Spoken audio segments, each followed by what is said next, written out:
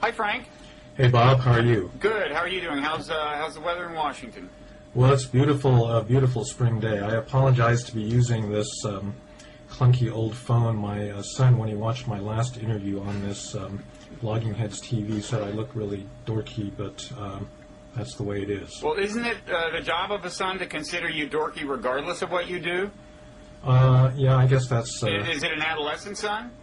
Well, he's in high school. He didn't use the word dork. He just said I look stupid. Yeah. Well, in fact, he probably considers the word dork dorky when you use it. That's right. So, but no, I got bad news. A headset is not going to help you there on that front.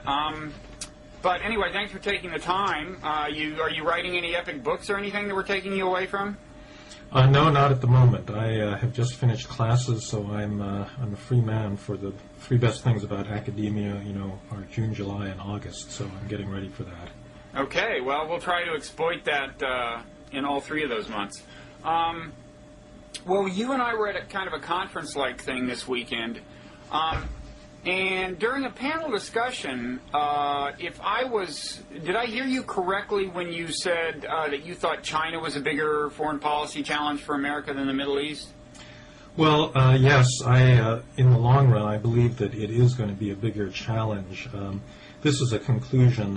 John Eikenberry and Anne-Marie Slaughter and a number of other people were involved in this Princeton project. And John, who's a professor at Princeton, international relations professor, and I chair the group on grand strategy. And so we thought through a number of meetings on this subject that I believe you attended in part, that if you consider the range of challenges that the United States is going to face over the next few years, in many respects China is going to be the most difficult one, because unlike Osama bin Laden and Al-Qaeda, this is a real state, and it's a state that's got the most people in the world. It's growing at the fastest rate of any country. It's going to have enormous influence in both political and economic power. Its military is growing rapidly. And the challenge, I think, with China is a complex one, because unlike Nazi Germany or the former Soviet Union, they're not all bad.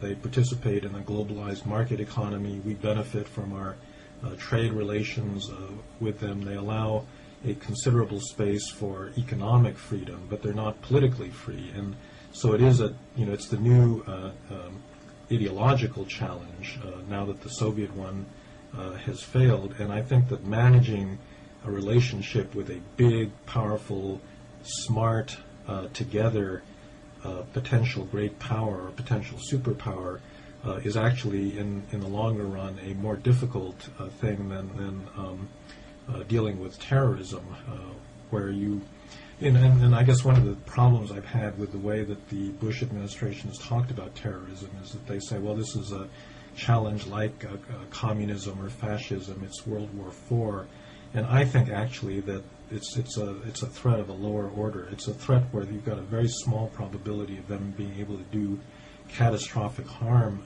to you. But in the long run, these are people whose major civilizational contribution has been the suicide bomber. And I just think that in the long run, the Chinese are going to offer something much more challenging to us. Okay, well, I think I would challenge that.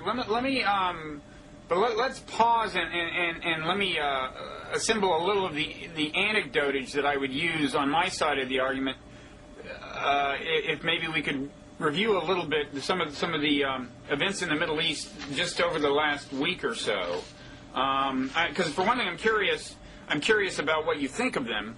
I will argue that they're among the things over there that kind of bode ill. But I haven't had a chance to discuss with you, for example, what's going on in Lebanon, where we think of the kind of radical threat in Lebanon as being Hezbollah. Hezbollah, and a Shiite threat. I had, to be honest, forgotten that there were Palestinian refugee camps in Lebanon, and I certainly didn't know that some of the people in them had either are affiliated with Al-Qaeda or have aspirations to do that, and have aspirations to go to Iraq and fight Americans there or possibly kill Americans somewhere else. But that's among the reporting that emerged this week when You had these battles erupting between the Lebanese army and militants within these Palestinian refugee camps in Lebanon. Now, I gather these refugee camps go all the way back to the emergence of Israel, right? To the late 40s or something? Or there's refugee camps all over the Middle East because a lot of the governments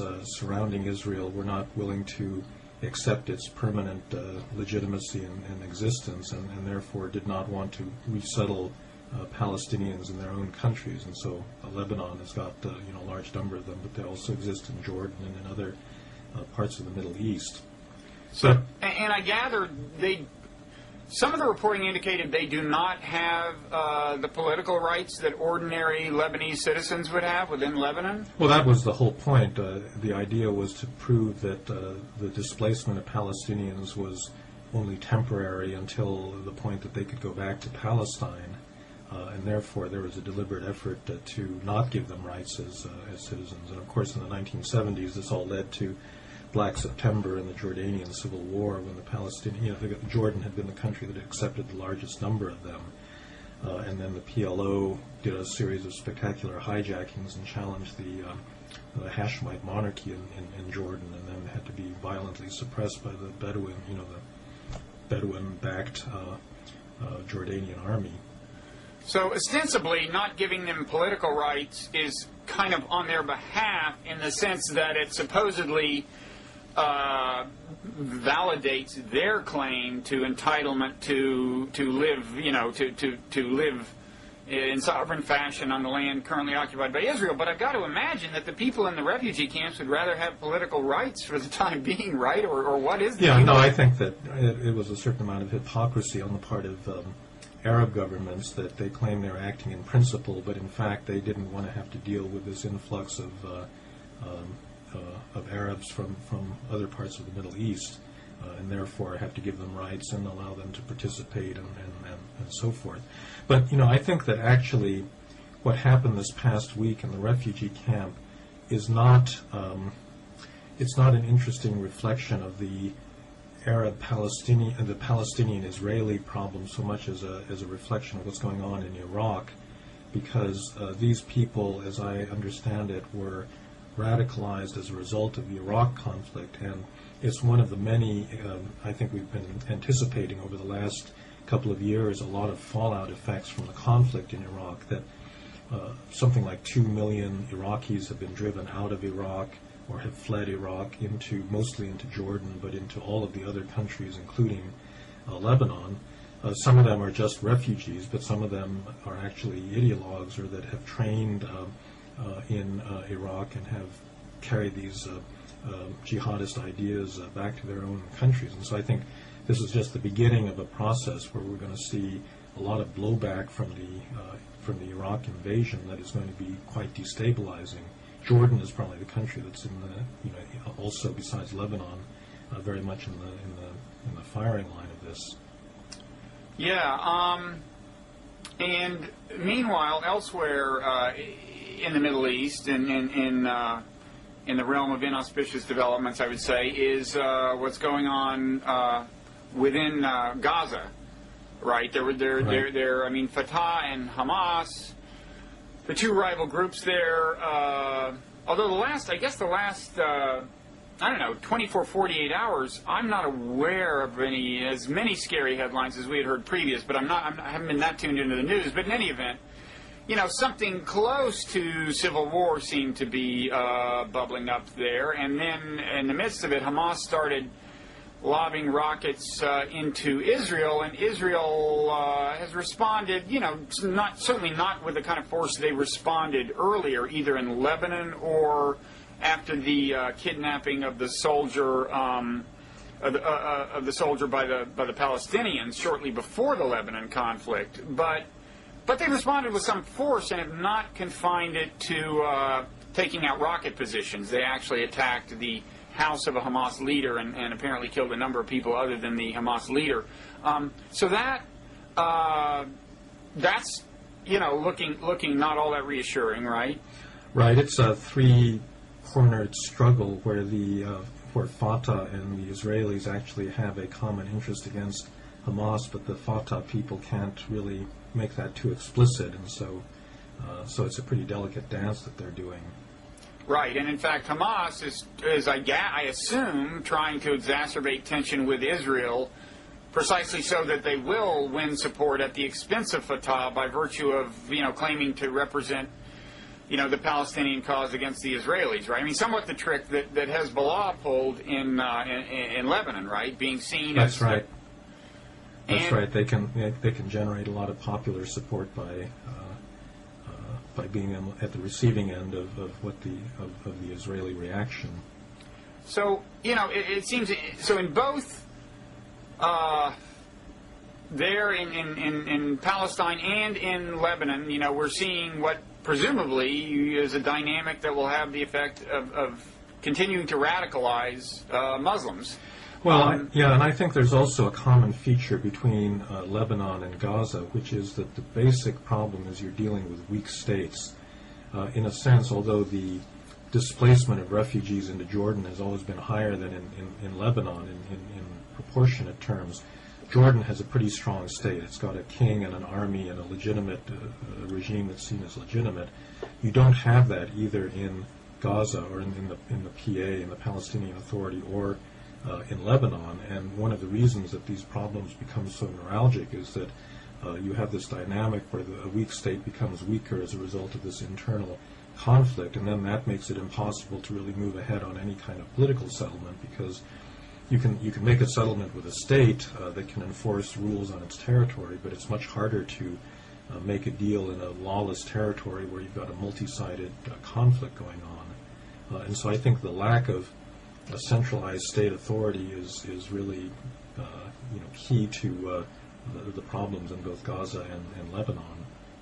Okay, and meanwhile, as you said, you've got Iraq continuing to facilitate the radicalization. And I guess what worries me, back to this question of what's the biggest threat we face, whether it's the problem of terrorism or China, or the biggest challenge, I guess you would say. What seems to me so challenging about the terrorism threat is that there's potentially this positive feedback cycle. As we've seen with the Iraq War, you can do things to fight terrorism that just make the problem worse. And we, in retrospect, we did that in response to the death of 3,000 people, which is, of course, a lot of people and was a real tragedy for a lot of people. But on the other hand, we wound up invading 2 countries in response to that. And I think it really signified a kind of natural human tendency to perhaps overreact to threats like that, the Iraq invasion in particular, And what worries me is, it seems to me almost inevitably there will be some sort of terrorism on American soil again. It could be much bigger, certainly years from now. It could even be nuclear or biological. Or it could be a dirty nuke, tomorrow, which would freak people out. And what worries me is, as much as we think we've learned from the Iraq War, from that particular what I would call an overreaction, once a threat, once tragedy again visits your soil, people panic again and they freak out. And I think there's a pretty high likelihood that we would again do something that only makes the problem worse. And once you get into that cycle of responding to terrorism in ways that increase the amount of terrorism, you just keep the pot boiling until terrorists actually do have a nuclear weapon or a biological weapon. And then at that point, it's almost inevitable that will visit your soil. And then imagine the scale of the overreaction. So I just envision this potential, cycle of positive feedback being, of course, a technical term, since the upshot is very negative, that could lead to something, pretty close to apocalyptic. And so I guess before we get into China and how challenging that is, do you see what I've expressed? Well, yeah, look, all of those fears, I think, are natural, and I think there are other scenarios also about expanding conflict along sectarian lines, and even without our overreacting, you can draw plenty of bad scenarios where Turkey and Iran and Saudi Arabia and Jordan all get drawn into a regional war. So there's no end of bad scenarios. But I think that the question is how inevitable or how likely they are to be. For example, the positive feedback loop that you are worried about, in a way, sidesteps the question of wise leadership, because one of the things that may intervene to break that feedback loop is an American president that will sit down and, instead of trying to gain political points by hyping the threat, will actually say, well, look, the last time we tried to deal with this by invading a country, we actually didn't do very well, and so we probably need a different means of dealing with this problem. Now, it obviously depends on the specific circumstances, but let's say that there's a terrible, not a weapon of mass destruction, but a bombing or a car bomb that kills a lot of Americans, or an airplane, or multiple airplanes that go down over the Atlantic, or something like that, and it looks like they're coming from Pakistan, or the people are trained in Pakistan. I think it's still going to take a lot to get the United States to talk about invading a country that's got 180 million people in it, given that we can't handle this one with 24 million that we've already invaded. And so I think there's... Although I would say, were you at this conference we were at, I don't know if you were in on this part because you left before I did, but yeah, I think you actually were not there. Somebody reported that the administration has warned the Pakistani government that if there's terrorism inflicted on us that can be traced to the tribal areas of Pakistan, and there it's not totally clear how much control the government has over, the Pakistani government has or could exert there, that we would invade the tribal areas. Supposedly we have said that. This was somebody fairly reliable saying that we have at least issued that warning to Pakistan. Now, it could be a bluff, but it kind of scared me that we're talking in those terms, because I'm pretty sure it would be counterproductive.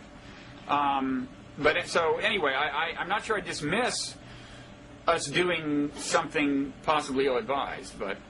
Yeah, that really does sound like a tactic to me that's not meant terribly seriously, because when you just think about it in operational terms, where are the people to do this invasion going to come from, given how badly overstretched we are at the moment? So I think this could be a kind of signaling, and in any event, I said that what you need is wise leadership. You may not get that at the tail end of this administration, but again, looking further down the road, I think a future American president who was not the author of the policies that got us into this situation is going to have a much easier time going back to the American people and saying, look, we just made a whole bunch of mistakes over the past 8 years, and if we stay on this course, we're going to really end up in a escalating, disastrous situation, and so we've got to figure out a different way of dealing with what's a real threat out there and real enemies. And that's really the problem right now, is that the Bush people can't dig themselves out of the current hole, because to really make a U-turn or the appropriate adjustments means that they have to repudiate some very basic things on which their legacy was going to be built, and it's just really hard for them to do that. Yeah, I mean, well, why don't we pause and ask who would be, I don't know if you even have a declared favorite among current presidential candidates, but who would be best positioned to turn over a new leaf, both in terms of what of the current presidential candidates, both in terms of what they can tell the American people and sell to the American people, and in terms of the face they present to the world. In other words, if you wanted to rebrand America in the eyes of the world, do you have favorites in that regard? Well, I think almost any of the candidates, including a lot of the Republicans, can simply break from the past if they had to. I personally think that Hillary Clinton is going to have the hardest time rebranding. She can obviously rebrand from Bush, but if she is the candidate and gets elected, that means we will have gone from a Bush to a Clinton to a Bush to a Clinton. And there's something just wrong about that. It seems to me that the universe of possibilities ought to be less dynastic in a democracy like the United States, and that in a certain sense, it's not just that you're going Bush, Clinton, but what that represents is each of these dynasties has got their court followers and set of people, of loyalists that have stuck with them in that entire period. And I think it's not just that you want to rebrand, I think you want to think afresh of a lot of different policies, not just in foreign policy, but domestic and a lot of other things. And I think that requires actually having a very new kind of leader with very different loyalties and that would be prepared to bring in a rather different set of people. Yeah, well, it's also Hillary also has what is in some ways the disadvantage of being a woman. And by that I mean, you mentioned wise leadership, knowing not to over-respond to terrorism. Well, it's one thing to be wise, and it's another thing to sell wisdom to the American people, right? To convince them that restraint is in order. And it seems to me, first of all, any Democrat may have a harder time of doing that than a Republican, because they're self-conscious about being thought of as spineless doves. It seems to me maybe a woman feels even more self-conscious about demonstrating manhood. I think that's actually not going to be that much of a problem for Hillary, because I think that people actually watched the way she dealt with the whole Monica Lewinsky scandal and kind of recognized that she's a pretty tough cookie, and I think she's actually got less of a credibility problem than some of the male candidates. So I actually think that being a woman part of it is not that much of a difficulty for her. And in fact, the problem she's run into is just the opposite, that she's been a little bit too tough, and so she's lost a lot of her base on the left in the Democratic Party. I think that's the case on foreign policy. And what do you think of? It seems to me, in terms of kind of rebranding America, if you think, in other words, that America has just a serious image problem, in the Muslim world, but also in the world more broadly, it seems to me that certainly one candidate for rebranding is Obama, right?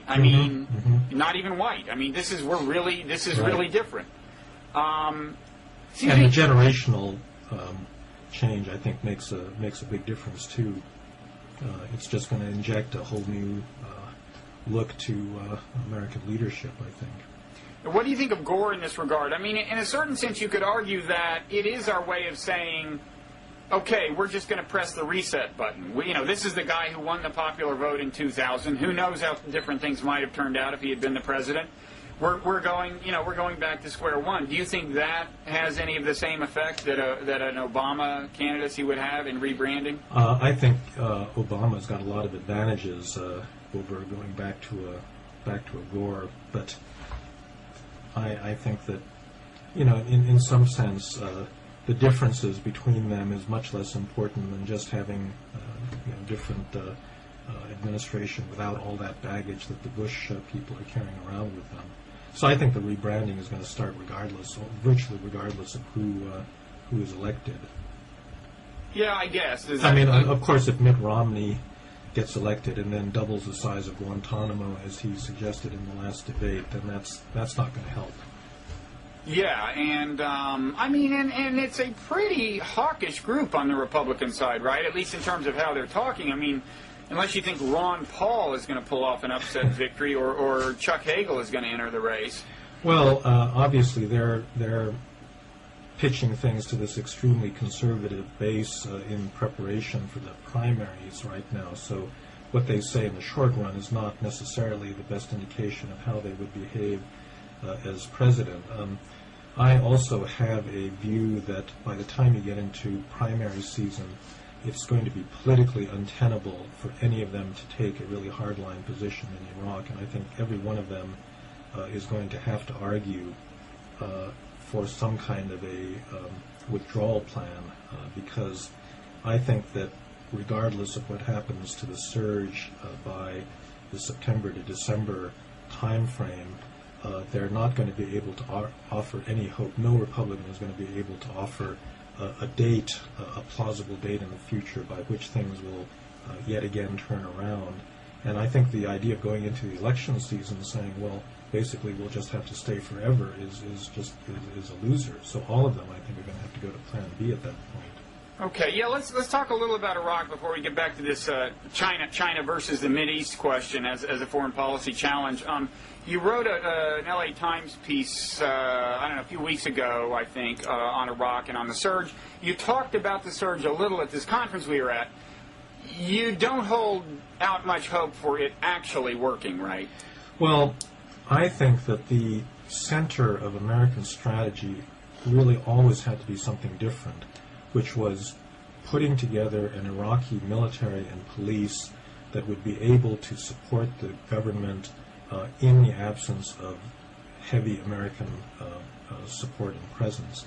And for one reason or another, including up through the surge, we have never taken this mission seriously. For the first 2 years of the war, it was all handed off to contractors who were just interested in getting numbers without any regard to quality whatsoever. But even now, it's Americans that are doing all the heavy lifting, and they're configured to do direct combat, not to do the training and support mission. And as a result of that, people are looking to the wrong things. What do they expect to hear? Maybe the casualties are down a little bit, that the number of car bombings and sectarian violence has tapered off in Baghdad a little bit. That by itself is not going to be a politically significant shift in our position. The only thing that's going to matter is real evidence that you've got a military, an Iraqi military, that can hold its own and hold the country together once we leave. And we just haven't put nearly the amount of effort, and we're not going to have that in a time frame that's close enough to get us through the next election cycle. So, do you have a position on withdrawal? Well, I think that what's going to happen, therefore, is that as you get into the primary season, people are going to have to go to this Plan B, and because I think promising an open-ended commitment to stay at 160,000 troops for 5, 10, 15 years is not going to work. But the problem is that nobody on the Democratic side that's been arguing for a drawdown has also thought seriously about how difficult that's going to be and how you actually do a phased withdrawal. And the big problem is, again, you don't have an Iraqi army to cover your retreat.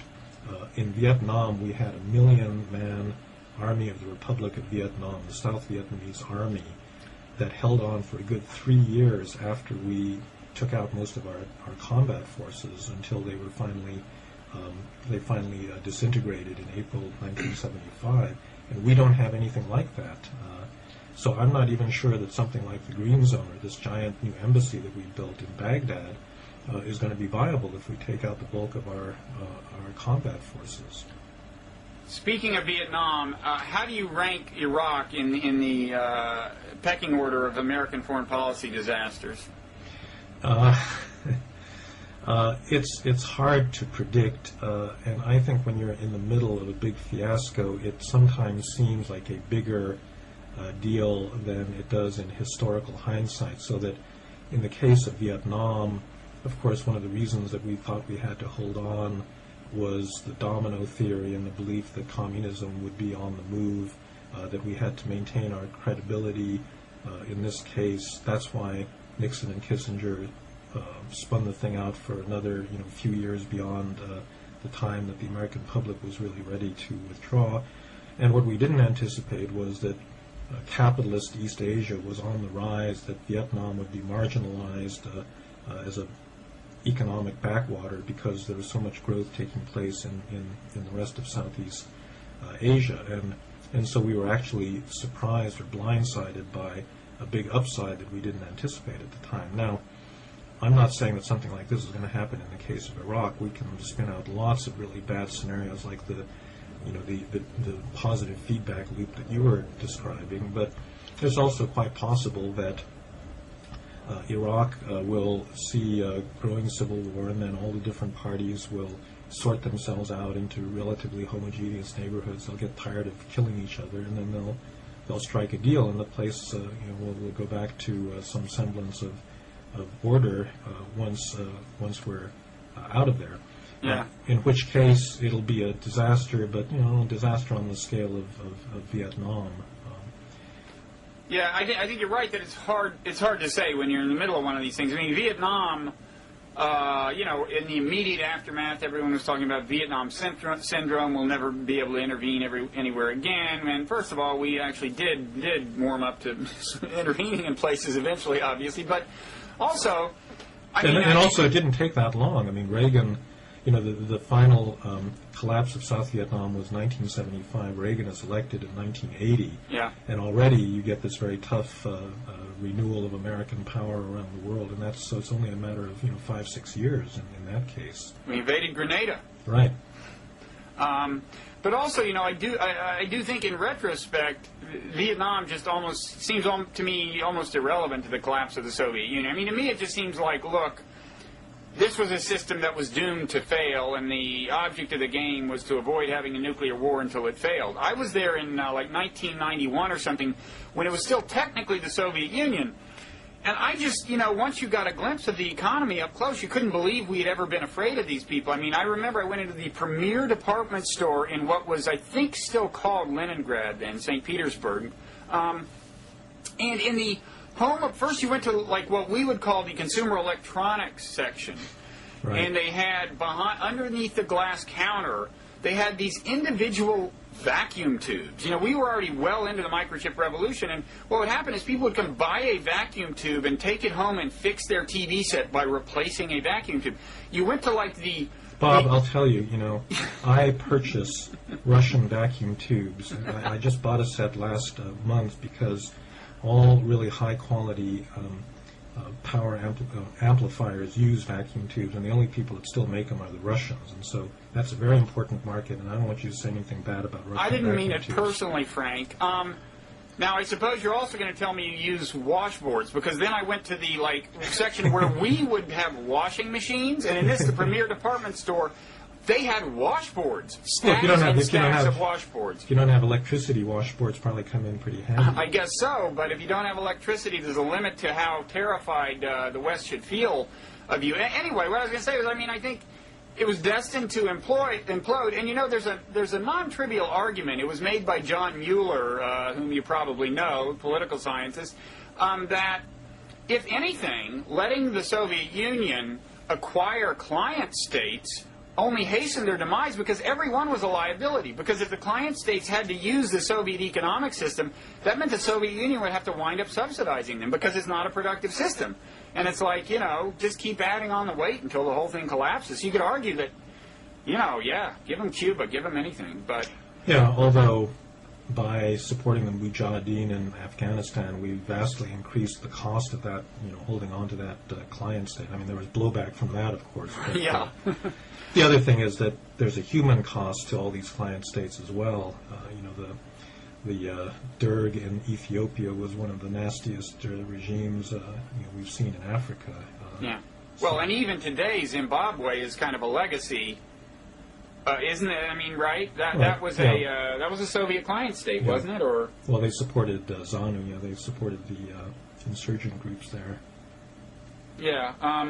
Well, anyway. So as for we're not sure how Iraq ranks in terms of foreign policy disasters. Back to this question of whether one point here that will be important for the legacy. It is entirely possible that it will end up a really big disaster, in the sense that we will have radicalized somebody in Iraq that will then be the one that actually carries the nuclear suitcase bomb into New York Harbor and detonates it. Yeah. And in which case you'll have this complete self-fulfilling prophecy. But the problem is that the historical view of this may actually not be that this was actually the fault of the invasion. I mean, you'll get people that will say, well, see, we told you that these people are just incorrigible and that we had to fight them. And so, in a sense, even after the fact, there'll be a big contestation of the legacy and of the way to interpret all of these events, just like to this day people continue to say we're fighting them over there, and this just shows how tough a battle it was right from the beginning, completely discounting the degree to which our own behavior actually stimulated the problem or made it worse. No, I think people will argue about it forever, but lately I have read reports just in the last few weeks from a number of different places, from Jordan, from these refugee camps in Lebanon, about people who have been both radicalized by the Iraq War and had their animus directed toward America by the Iraq War. I mean, it seems to me kind of uncontestable that it's happening to some extent, and the question is how consequential it. Well, and what's going to be really a horrible dilemma we're going to face is that if we withdraw from Iraq, I actually think it's inevitable that we're going to withdraw. When we do, we are going to face this big problem of trying to help and protect the people that collaborated with us, just as we did in Vietnam, because all of those people are going to have their lives on the line. All of the translators and the cooks and the soldiers and police officials and so forth are going to want to get out of the country. As I said, 2 million have already left Iraq. We've been very reluctant to resettle any of these people in the United States. I think up till now it's been a kind of symbolic thing that we didn't want to suggest that this is a losing proposition.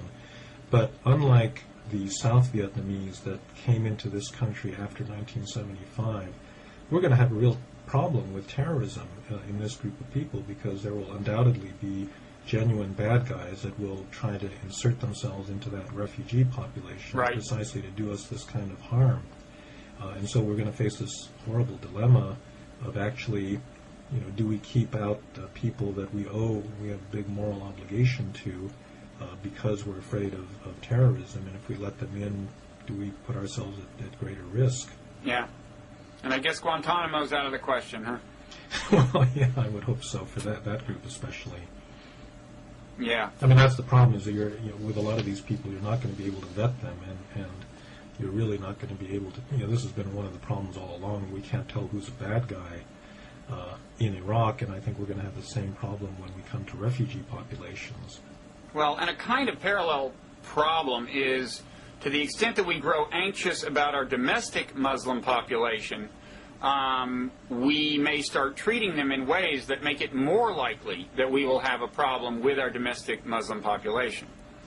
There was actually a piece in your magazine, The American Interest, about this, right? Or about, about the domestic Muslim population, or am I? Well, it's a review of several books by Peter Scarry, who's a professor at Boston College, who actually is one of the few genuine experts about the Muslim community in the United States.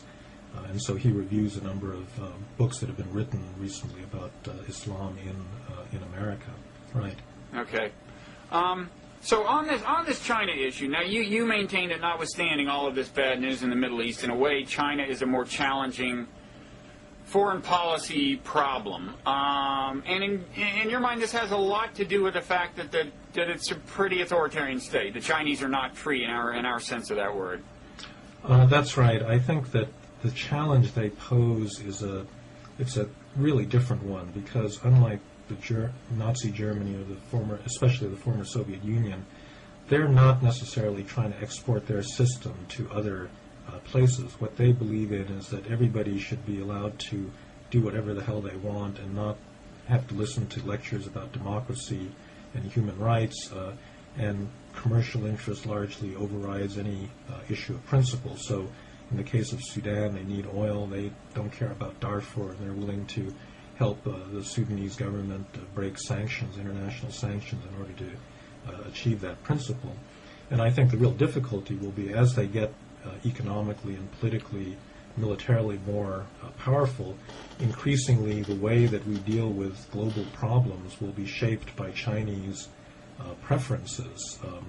They have over $1 trillion of our dollars right now in the form of American government bonds, and they don't have corresponding influence in the IMF and the World Bank and other international financial institutions. But it seems to me that over time it's almost inevitable that economic power is going to translate into political power, and we're simply not going to be able to run the world in the way that we've been used to doing. Right, but it seems to me if we accommodate ourselves to that reality, I mean, if we accept that reality, we should be able to play it in a way that's not especially inimical to our interests. Yeah, in theory, we should be able to do this, but this is the United States, and I think we just we've got a mixed track record in dealing with these countries that are neither friend nor foe. I think that we're actually pretty good at dealing with democratic allies, being very supportive and loyal. And we're also pretty good at dealing with really expansionist, aggressive regimes because we can really gear ourselves up and mobilize to contain or fight them.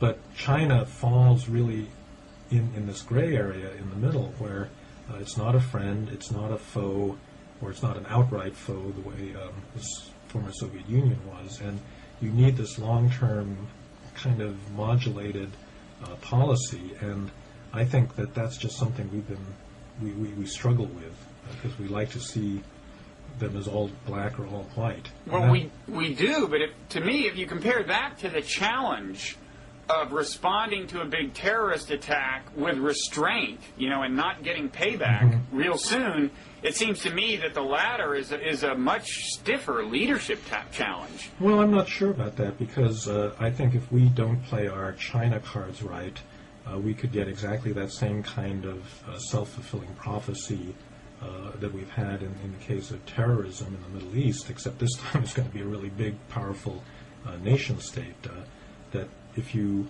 don't handle the rise of China properly, you turn them into a true enemy and strategic competitor, and then you've got 1.3 billion people that are well-organized, rich, technologically sophisticated, and they don't like you. And I would say that that's a pretty serious problem. And what kinds of things would they do to you then? Well, I think, again, because they're integrated into the global economy, they're not going to take over Poland, the way the Germans did, and they're not going to create the vassal states in Eastern Europe, but they will certainly rearrange Asia to their liking. And so our allies like Japan and Korea I think they will want them to occupy clearly deferential and subordinate positions, and that's something that's going to go down very hard in Asia. But what form does that assume exactly? In other words, what's an issue where Japan has to kind of bow? I mean, we're not talking about. I mean, of course, actually, there are a few disputed islands in that area, but that's been kind of quiet. So if you're not talking about that, and that could be explosive, I mean, what kind of thing are you talking about?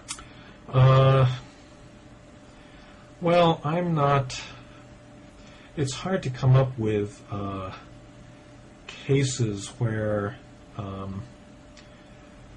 it would be really clear, but it would have to do with really us and our allies just not having the kind of freedom of action to do things that we believe in. So there's an earthquake or a democratic revolution in the Philippines, or something happens that the Chinese decide they don't want any interference from the outside, and they tell us no, and we're forced to back down because they hold so many chips in a lot of different arenas that we just are too worried. And already it's the case that's beginning to happen. Just one thing that's happened recently, this tainted food problem coming out of China. Essentially, the Chinese have been holding up American beef imports into China because of one case of BSE, of mad cow disease, and in a lot of respects, they've got the American ranchers lobbying on their behalf because they want to sell to China and pushing back on efforts to more stringently regulate other forms of agricultural exports coming out of China. And so we're kind of deterred from perhaps pursuing the kinds of safety regulations that we really ought to have in order to protect our consumers. And so it's not like the invasion of Poland, all these little accommodations that we may be forced to make, but I do think that we're going to be pretty uncomfortable as a result. Yeah, and I mean, there's only one complication with China that I acknowledge, which is the Taiwan thing. I mean, that's very, very dicey. And somebody told me that they were worried that Taiwan would use the coming of the Olympics to China to go ahead and and declare independence because they thought that the Chinese would not respond forcefully, in the run-up to the Olympics. Whereas this particular person who had immigrated from, I guess, from Taiwan, said he thought actually they might respond forcefully. So that is one thing that I certainly agree is a wild card, and it's not easy for us to really manage. No, not just that. I think that the military balance is now increasingly in China's favor, and we may find that they could actually launch an attack on China and on Taiwan, and that we really couldn't do very much about it. Mm-hmm. Yeah, no, that Taiwan is a mess, I concede. I mean, in other areas, it seems to me that China, first of all, they seem overwhelmingly to recognize that this is the modern world and aside from Taiwan, to want to exert influence peacefully, and that's good. And it seems to me, and I don't know what you think about this, that to the extent that we can draw them into international, an institutional framework where, they are accorded the amount of influence that their economic weight would seem to warrant. And of course, we may not love all of the policy outcomes of according them that, but it seems to me that it's a way to keep the interaction pretty peacefully. It seems to me that it could be pretty manageable. Is that part of manageable if your standard is can we avoid an overt military conflict with them? Yeah, I think that is probably okay, but will we have the kind of world that we really like? I think already that world is slipping away from us. We tried to impose sanctions on Sudan. We did this initially over terrorism, and there's a very broad Western consensus that Darfur is a genocide. And if you go to Khartoum, they're building skyscrapers, shopping malls, places absolutely booming because the Chinese have invested in the energy sector in Sudan. They've completely evaded these sanctions, and that's what's keeping this regime going, and that's what's keeping the genocide going. And so already it's the case. We're not the ones suffering from this. It's the people in Darfur that are suffering as a result. But already the Chinese have been able to create a world that is quite not to our liking. And again, it's not direct violence against us, but it's a different set of norms and a different set of interests that they're promoting. No, I agree that even aside from the suffering of the people in Darfur, it ultimately does threaten our national interest to have states imploding everywhere and ongoing chaos in the long run. Mm-hmm. So I guess my question would be, it seems to me there are two things we have to do. One, we have to convince China something that shouldn't be that hard, which is that it is also not in China's interest to have chaos everywhere that could, they have their own Muslim problem in the West. I don't think they want Islamic radicalism to become completely rampant.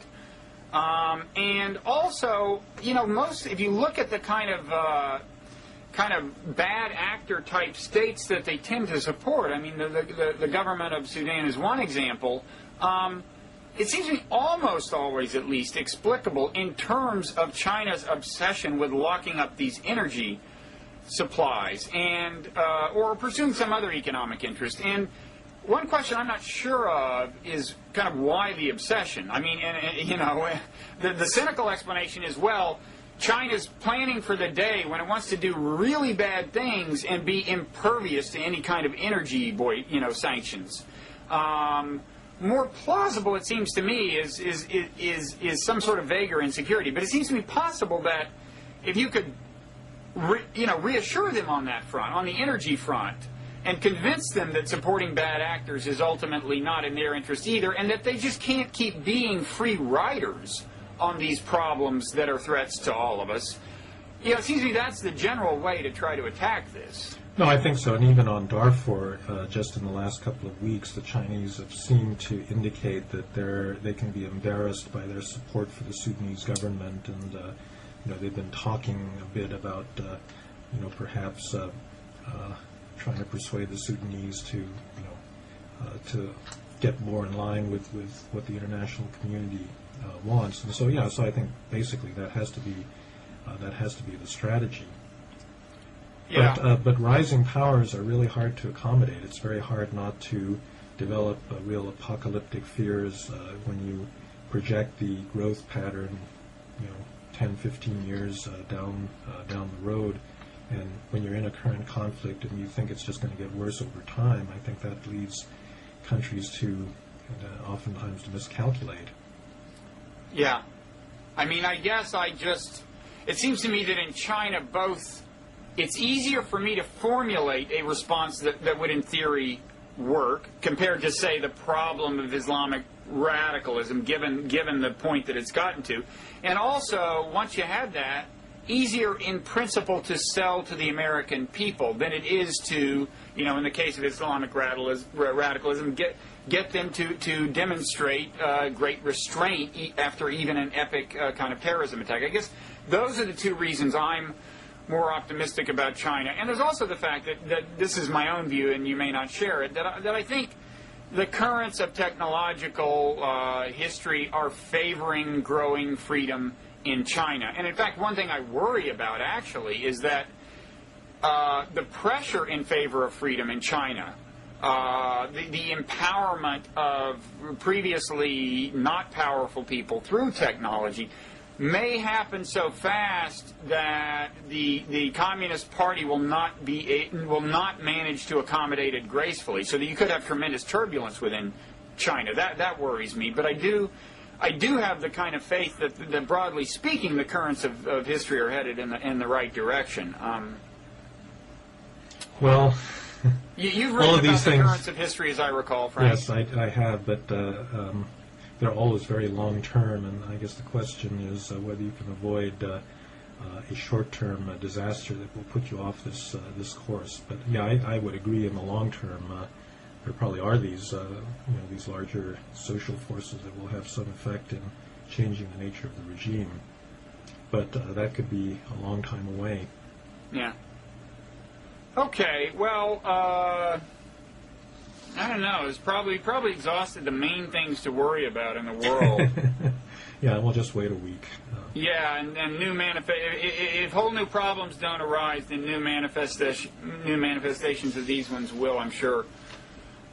So listen, thanks a lot. Okay. I'll let you get back to your vacuum tubes. All right. So wait, are you among those who contend that actually analog stereo technology creates superior sound to digital technology? Absolutely. I just invested in a new phono cartridge for my turntable that produces much, much better sound than any CD has ever done. So yes, I'm really retro in that respect too. Well, it is a fact that in principle, an analog signal can in principle capture anything, including sound, much more accurate. To any degree of accuracy. Whereas with... Well, there's actually a technical argument that when they set this Redbook 44.1 kilohertz sampling rate standard, 16-bit word, that is the CD, the modern CD, that they just picked a standard that was too low. But with any standard, when it's digital, you ultimately get to the point where you're taking what is an analog reality. That's right. And chopping it at some point into binary units, whereas in principle, a perfectly functioning analog signal replicator could capture everything. Well, I'll have to have you over to my house someday, Bob, and you can listen to these records that I acquired when I was in junior high school that sound better than any contemporary CD. I would be happy to do that. You probably don't want to disclose what those records are.